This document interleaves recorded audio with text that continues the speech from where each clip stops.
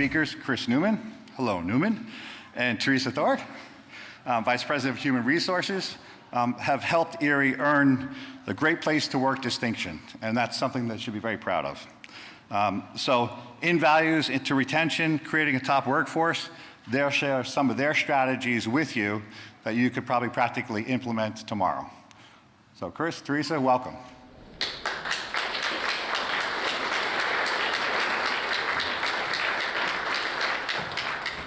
Thank you. All right, I'm already a little nervous. All right, show of hands. Who was down on Broadway last night? All right. Got to be careful down there. I heard there's a lot of over-serving. Got to be careful. It's not our fault, it's the bartender's fault. So first of all, if there's anybody from Simpson Strong Ties, I'd like to thank them for dinner last night. It was absolutely unbelievable. I woke up this morning, was putting on my jacket, and was covered in food. I'm like, what the hell happened last night? It's like Frank the Tank, you know, it's like that Seaford Tower touched my lips, it tastes so good. But it was unbelievable. Thanks so much, and thanks to Rick for inviting us to speak here. We're truly honored.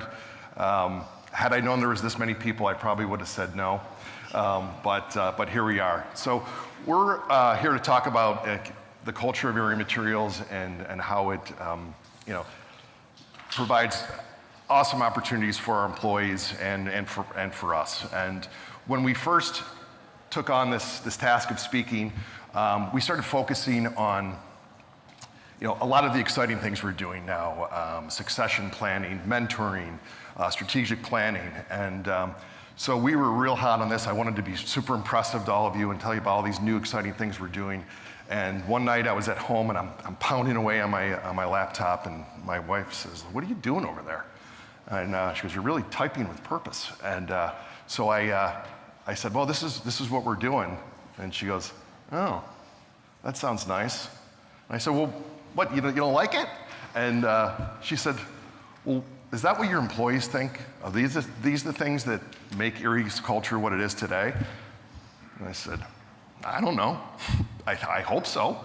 And she said, "Let me give you some advice. Why don't you go back and read the Great Place to Work surveys the last couple of years and see if that's what your employees are telling you." And I didn't read anything about our strategic planning, our mentoring, or any of the really cool things we think we're doing.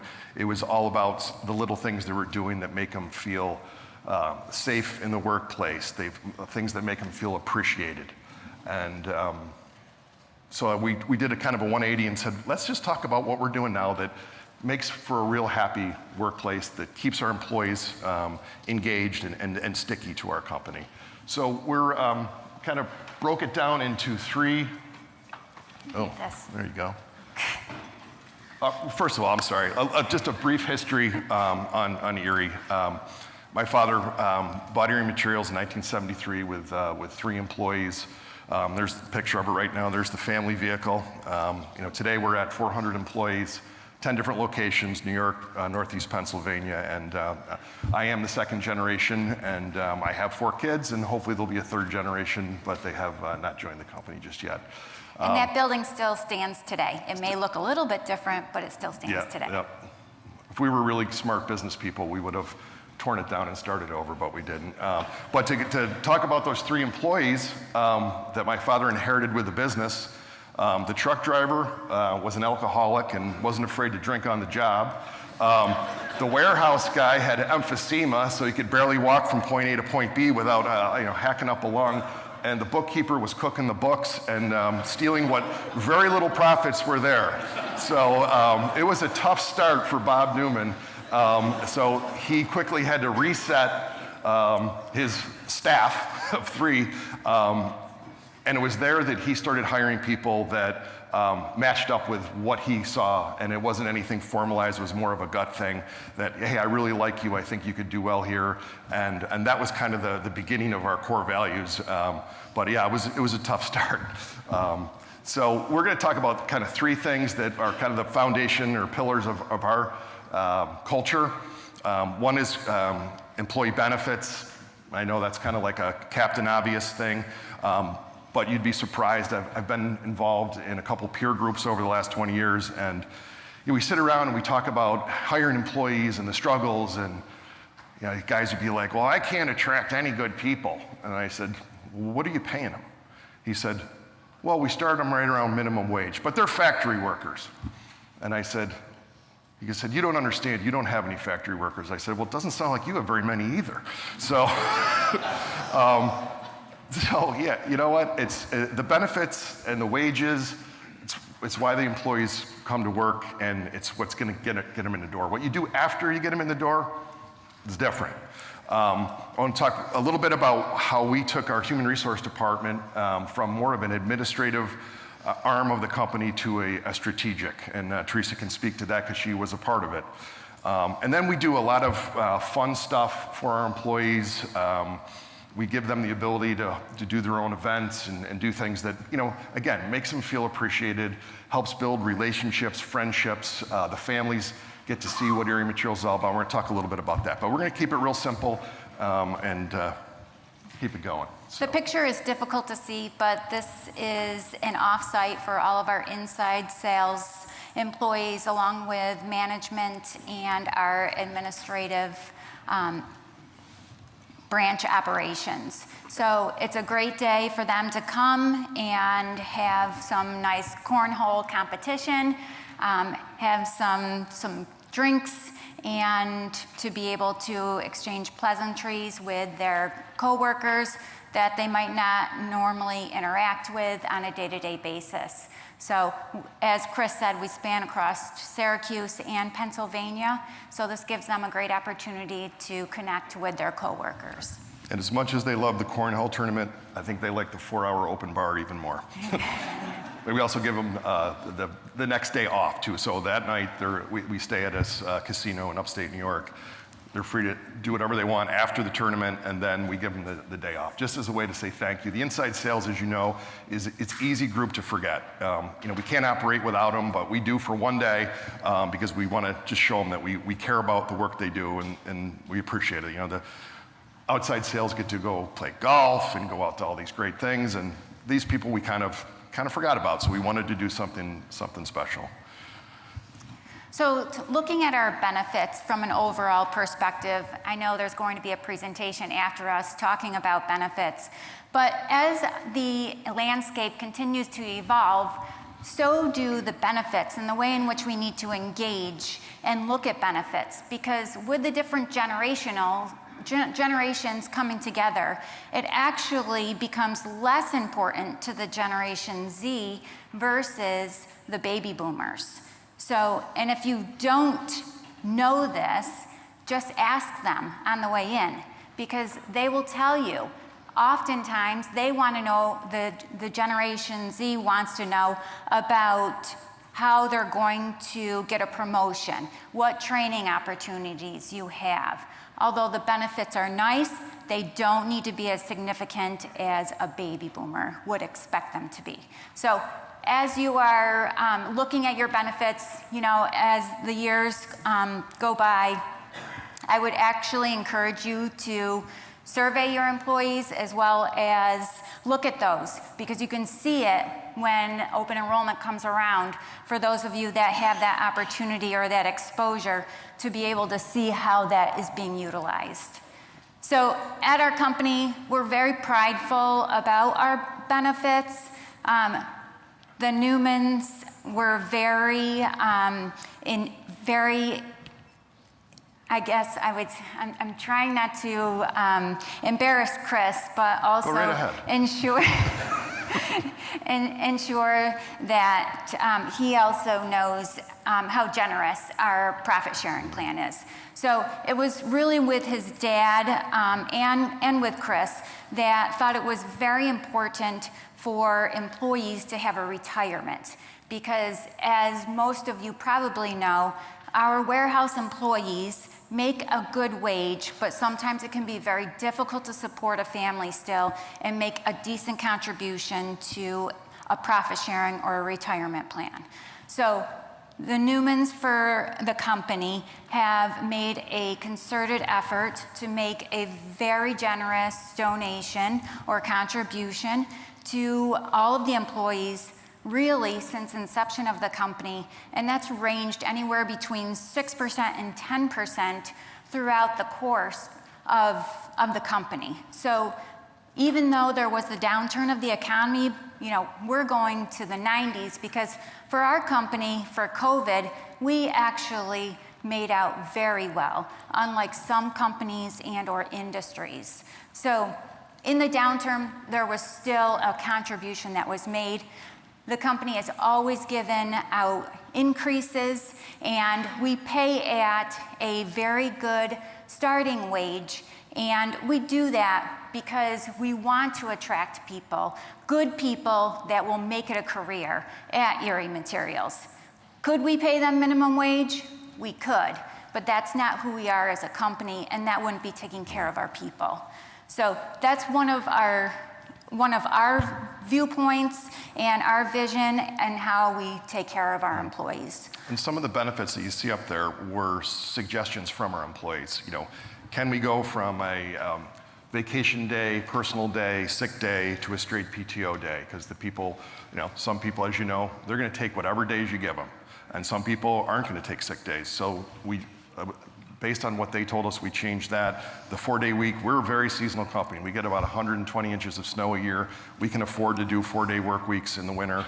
But that was something that they suggested. And most recently, we used to reduce hours in the winter. And based on our survey and based on the employee advisory meetings we had, people were like, is there any way we can just work 40 hours? And we did the math, and it wasn't that much of a pain point for us, so. And then lastly, is really our employee benefits, our medical, health, and dental insurance. So the Neumanns make a contribution, a significant contribution. It's about 80% to the building side, but we recently acquired a small manufacturing company, and they had fully paid benefits, and through that acquisition, it was decided to maintain their contribution and fully pay all of their benefits that they have. So again, it's a component to the employee experience and the onboarding as to why we attract and retain employees, but it's extremely generous. So about 11 years ago, we had a human resource leader who had been with us for about 15 years who was not very well liked in our company. And you may have one of those as well. But it was almost like the cliche of an HR person. Well, HR doesn't let me do this, and HR doesn't let me do that. She'd hang signs, wash your hands after the bathroom. I'm like, give me a break. We just weren't going down the same paths, and I started pushing back a little bit more than I would normally do, and as a result, she quit. And so after 15 years, we went a different direction, and 2 weeks after that, her assistant manager also left. So we had no human resource department. So we quickly started interviewing professionals from the area and came down to 2 people. And one was a very seasoned, experienced HR person, been in the business for 30 years, and another individual who also had great generalist experience, but also had great benefit expertise. And so I was like, at the time, was only considering hiring one person and filling the blanks after that. I wasn't planning on hiring 2 senior level people. And my father at that time was definitely more of a mentor. And I said, well, geez, I don't know what to do. I like both of them. And he was like, well, just hire both of them. And I said, you think so? He goes, yeah. And so I did. And it wasn't, and I'd like to say that this was a vision that I had, and it just kind of happened by hiring the right people. And shortly after we hired Jack and Theresa, our human resource department turned into a strategic arm of our company. And it was like people were lined up outside their door asking for help, asking for collaboration. People were calling me, oh, I met the new HR person, she's great. And to Theresa's credit, within probably 2 months, she knew every single person's name in the company and actually knew a little bit of something about them. And that spoke to our employee base saying, wow, this woman really cares about us. And from that point on, everything changed from a human resource standpoint.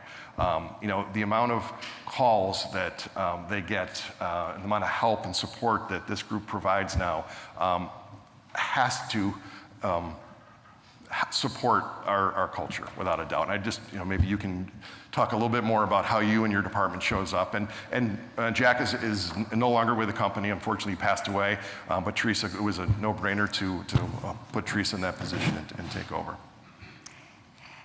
We do want people to wash their hands, by the way. So, we just don't post signs about it. So we did make a shift. Majority of companies needed to make a shift from an administrative HR department pushing papers and just policies. Those departments that do that today, it doesn't make it wrong. It just makes it, it makes it different. So depending on what your focus is, that could certainly support your means. But for us, it did shift, and so we met people where they're at. We go and onboard every individual that comes into our company. So it is either an individual face-to-face meeting, or it is one-on-two, depending on if there's 2 hires at that specific location. And I have oftentimes been asked, about the financial side to that, and saying that that's an extreme cost. And I actually counterpoint that to say it's an extreme cost not to do that. So that becomes the building of the relationship, the start, and that's where employees feel that they're safe. They have a person that they can reach out to. They feel comfortable, and they're no longer a number, but they know that they are definitely counted on and are a valued resource. So not only do we do an onboarding on day 1, but we do take it a step further and make sure that we conduct stay interviews within 90 days of their onboarding, and then follow up with an annual one. So it's different than an exit interview. This is a way in which we can learn from them. So that way then, if there are things that they're challenged with, we can help to mitigate them or step in to help solve some of the issues in which they may be experiencing. We're not going to stand here in front of you and say that we don't have challenges. We do. But our employees are very important to us, and we'll talk a little bit more about it, but their voice is extremely important, and we couldn't be where we are today without them. So with that, it's equally important for us to continue to tap into that experience with the employee and keep things moving forward to continue to keep them engaged. It wasn't too long ago we had an employee steal a paddle boat out of somebody's yard. So we got the same problems you guys all do.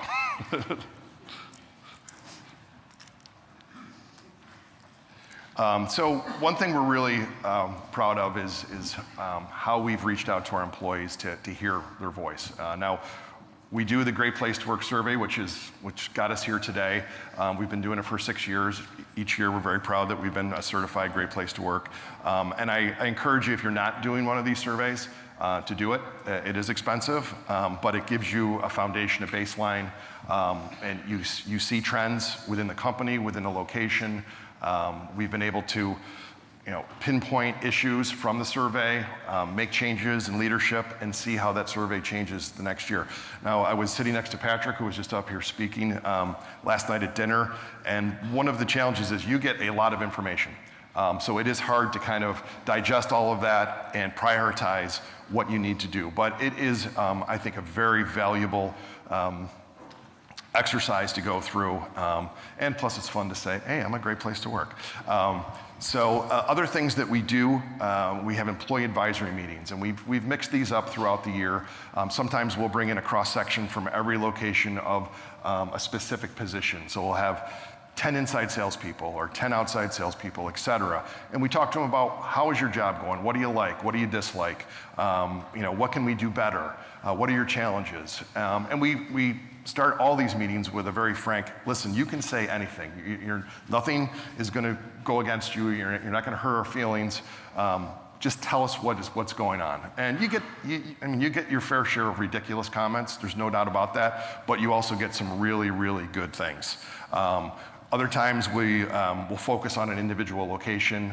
We'll do maybe one-to-one meetings for maybe 50% of the location, or we've done group meetings. So we continue to do these every year to give our employees a voice and give them an opportunity to tell me directly, because I go to all of them, hey, this is what I like about your company, this is what I don't like. And again, that's where a lot of those changes and benefits came from. Other stuff like, hey, can we have orange shirts for safety? Yeah, we can do that. And then the orange shirts were too hot in the summer. Can we do dry fit shirts? Yeah, we can do that. So it's really, some of it's big stuff, some of it's little stuff, but you know what? They really, really appreciated those dry fits in the summer.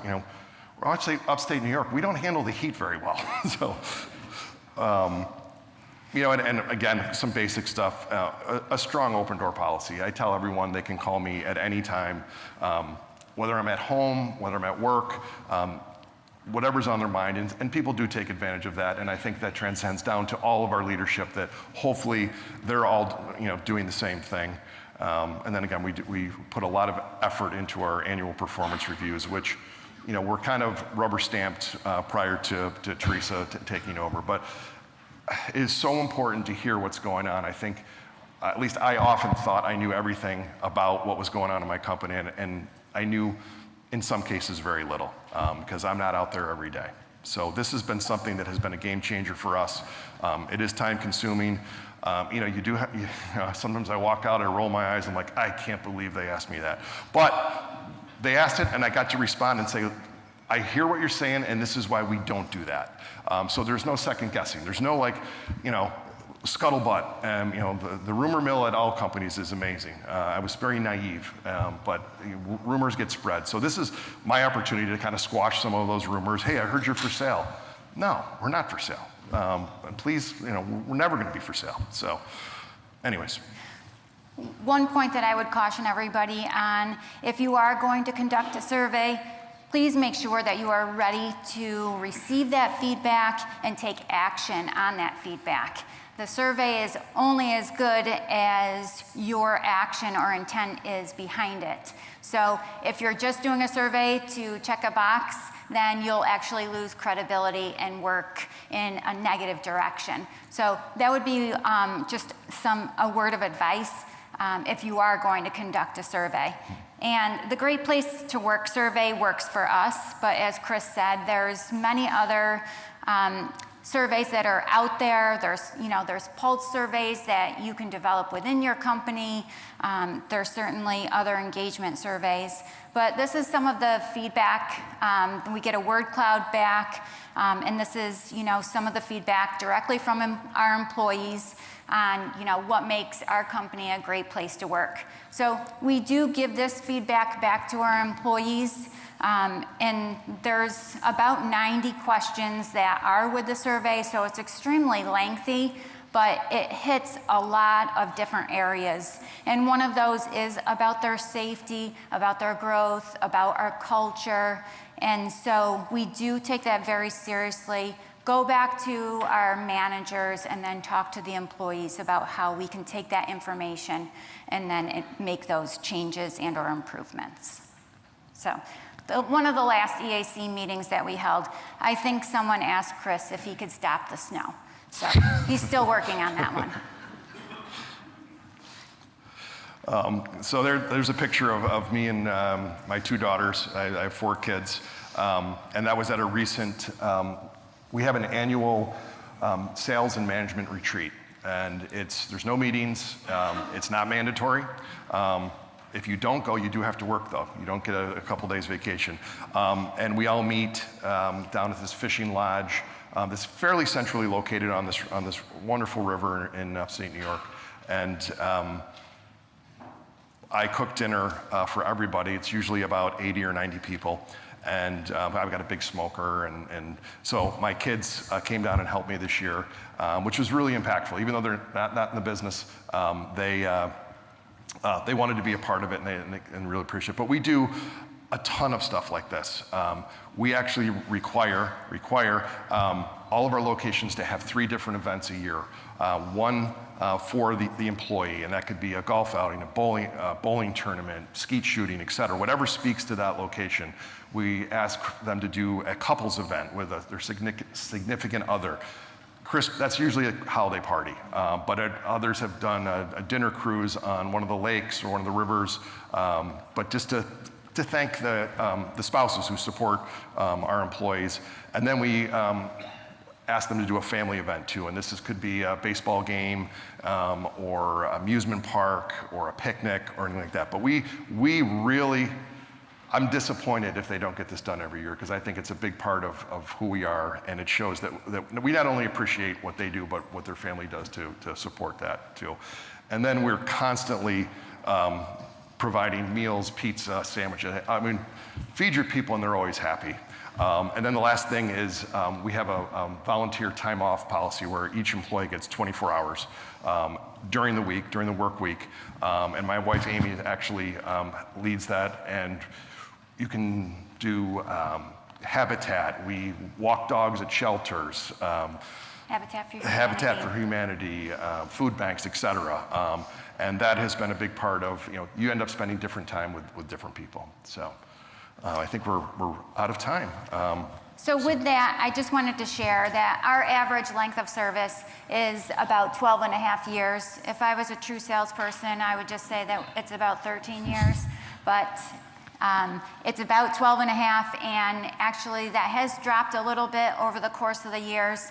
And I'm actually proud to say that, because we have had people with 25 years, about 10 employees with 25 plus years of service that have recently retired within the past 2 years. So we're proud that they're able to do that, but it has obviously impacted our numbers with having such extended length of service. So hopefully from our presentation and sharing a little bit of what's helped us to be a great place to work and to be successful in attracting new talent, that something is sticky for you. So thank you, everybody. Yeah, thanks very much and good luck.